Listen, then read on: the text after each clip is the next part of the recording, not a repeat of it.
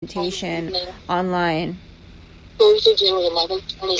Okay, sorry, I just found out, because at the very beginning of that video file is where I showed the screen with the time and date confirmation. It is from, it started at 10 p.m. in Central Standard Time. I was in Alabama. That was Thursday, January 11th, 2020. And I'm just not getting to the page where I can see if I actually got it posted that night, or I think I might have got it posted technically after midnight. So the post itself might be January 12th, if not January 11th. That's from 2018. That's okay, because I mean, we know how we can locate it and find it. However, I really want to stress, it was very difficult for you to come on the podcast today, and I really want to commend you. You have endured a lot, and I know you probably need help, and some of the listeners might be interested in helping you and supporting your content online and your photojournalism. How can they go about doing that? Well, okay, I have some good news. I'm really not seeking help financially. God willing, I'm not going to need to. I've not done so. I've been posting regularly since by the middle of 2007. So you want to go before the United Nations with your content? Yeah, I do want, if there's somebody that could help me to talk with people that might really understand and help, that they'd have to have, you know, the knowledge and the authority and so forth, and something that's being done this month. I hope I didn't miss it already, you know, because I've not been as organized and on top of things and have as much energy as I'd like, because I've been continually poisoned. But I understand that the Special Rapporteur on Torture for United Nations is actually going to be communicating this month about this very issue. I think he's titling it cyber torture, but basically like forms of, Dr. Robert Duncan calls it no-touch torture. And they're, you know, doing things that are not physically obvious, that they're the ones neurologically and otherwise battering you, but they are, you know. So the sound frequencies, the pulse signals buried in noise that are neurologically disruptive, that's a way. The surreptitious poisoning through into the air that you breathe, you know, that's a way. Things like that. These people, they've really gotten the narcissistic, sociopathic, criminal masterminding of how to torture and murder people down, unfortunately. In my case, I feel like I really have gathered enough evidence. I should be able to get legitimate investigation, and I should be able to get legitimate medical intervention. But so far, unfortunately, when I have tried to do so, I have been met by somebody, obviously, I literally have heard them on at least one occasion. I actually heard them use the term, "Oh, she's one of the ones we're supposed to be on the lookout for." So they're using their, you know, the computer hacking and the unlawful surveillance, what have you, to be doing these things, so that I think that really there's at least 50% good, legitimate people to be found. But I have to be very careful how I proceed, because I've been having to really come to the public first, because like they know when I'm going to be at the police station. They know before I walk in the door. They've probably been tracking me all the way, you know, from wherever I was, you know, staying, whether in a hotel or in an apartment or whatever, all the whole travel over to the police station. And you know, they make sure that whoever comes to, you know, to do the meet and greet and everything is one of the pocketed people, so that right away they start up with the, "Oh, you know, you must be paranoid. You know, we already know which doctors, you know, we're going to take you to, you know, so they can help you, whatever, you know." And even worse, you know, even closer to that, at the hospital, you know, if you walk into the emergency room, I actually heard them making reference to saying, with notes like this from Dr. Lockman, and you know, so they actually made. You're actually not my only guest to come on the show and discuss. There's little flags or stars next to people's files, from what I understand, or have been explained on my podcast in the past, which is audio archived. There's yellow stars, there's like fuchsia stars, and there's like red stars, blue stars. You know, everybody has like a star next to their name, which oh my gosh. Yeah, which indicates. I wonder what color mine is. I know, right? And, yeah, but I've had guests on the show in the past come on and discuss this. And it's not just in your medical files, it's also in the clergy have privy to these, little notations on our records as well. Well, I don't know if I said in this, today's broadcast, but one of the things that was done to put my stepfather in a position of being able to screw with as many people as possible, for lack of better wording at the moment, is that they granted him the status of elder for the Reorganized Church of Jesus Christ of Latter-day Saints. And it has a different name now, but I'm meaning to look up the name. I don't remember what it is. And he very rarely and begrudgingly attended church.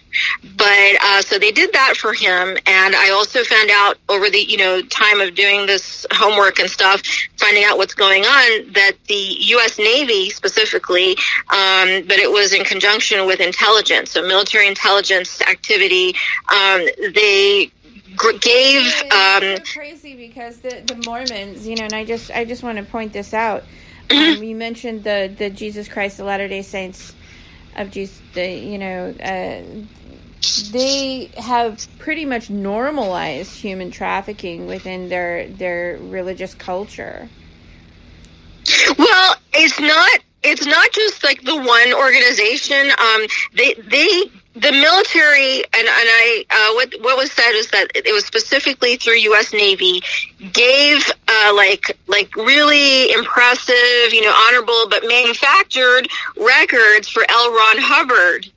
So why would they do that? See, it's a pattern, as well as like university. And also they really, really push the Disney programming and all of that stuff, especially within the Mormon culture. I don't know. I mean, it could all just be a coincidence, but I really doubt it. But no, they're very systematically, and having military intelligence, that's psychological operations group people under military intelligence, and go forward and arrange falsified records. So not just falsified records that discredit people that are saying things they don't want people to hear, but falsified records to elevate people's perception of their operatives, so that they can, and so I mean that was done, and so forth, and people into positions of power and influence. Yes. So they they did that for L. Ron Hubbard through Scientology. They did that for my stepfather, through when the patient advocate said the name Chuck, that was what a lot of people called him. The first name Charles, but a lot of people called him Chuck.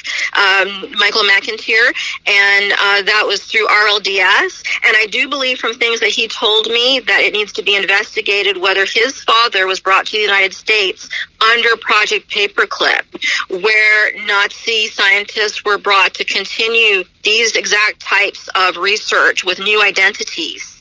So this, I think, has, these covert operations have, are the crux of why it is how and why this particular human enslavement and human trafficking network is so highly shielded, and it's so hard to get any intervention against them if they're actually in positions where they have the power to go to people and issue gag orders and flash badges and say, you're not allowed to say anything. But see, hi. Yeah. Oh, I'm sorry. I heard. Okay. Absolutely. Well, I just wanted to help people locate your content. Oh, yes, thank you. It's the quality of the content on the show. And, I've known you for 5 years now? At least. At least, maybe even longer. It's been long enough. We have to go back and check, because I don't remember off the top of my head, but I'm sure it's been at least that long. Yeah, and I've been following your content, and you're very thorough documentary, and I think your information is very worthy and very important to collecting data regarding the targeting, gang stalking, and behavioral modification and human non-consensual experiments. Sahar. Okay, so I'm gonna end with a couple links as to that, or lead. FLDS, Fundamentalist Church of Jesus Christ of Latter-day Saints, really needs to be checked for that type of activity as well. Yes, and I want to have my guest on, Jonathan, that I've been friends with as well online for many, many years. That is his area of expertise, and I'm planning on having him on in the future. And we're going to go a little bit more in depth into that topic. I don't know. I think I sent you a link to his profile. Oh, I think he's a friend connection. Is it Jonathan Bystrom? Yes. Yes, he's a friend. But I have to double check. I'm not sure that it's FLDS that he focuses on. It might be LDS. Yes. But so there definitely, I would say seems to be a pattern coming out there, right? Emerging there. It looks like that needs to be checked into with like all, well, I don't want to say the wrong thing. I don't want to blame like a wrong. In the past have also looked into that as well.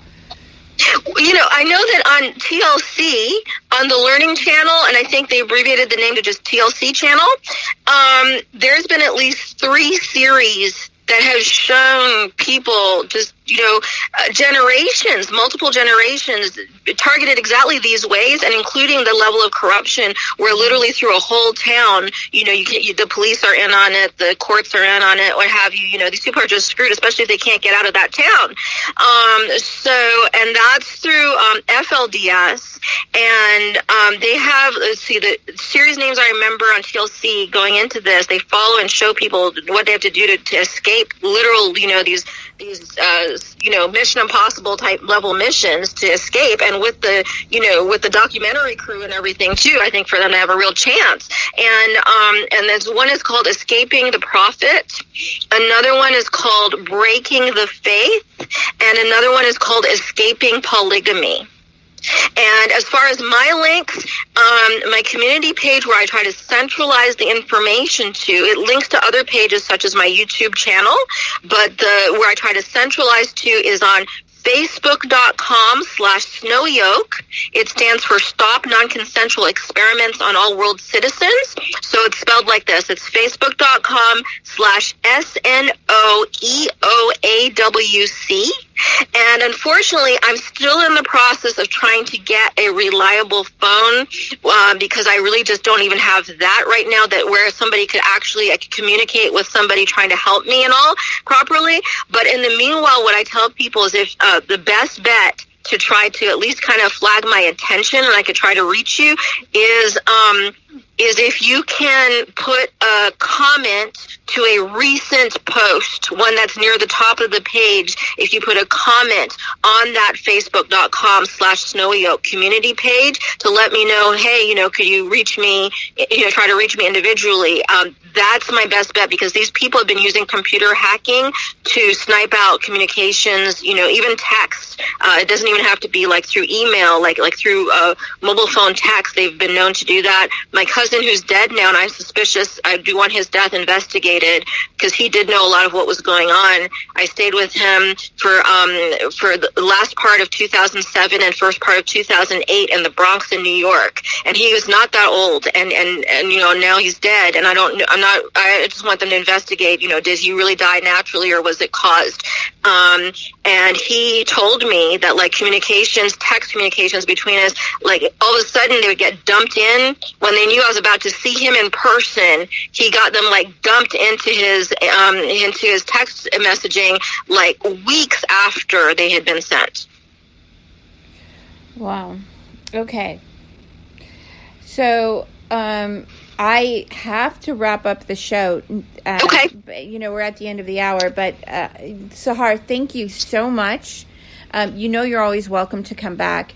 And, thank you. I also want to get Jonathan on the show, but I really appreciate it, and you're amazing, and we will talk more after the show. Okay. All right. Okay, stand by. Thank you so much for tuning in to this episode, part 5 of our series with Sahar Chenier, photojournalist. I am your host, Amelia Duran, and this has been another episode of Porthole to Justice, the window to the truth. You can subscribe to my podcast on patreon.com. I am also on Instagram and Facebook.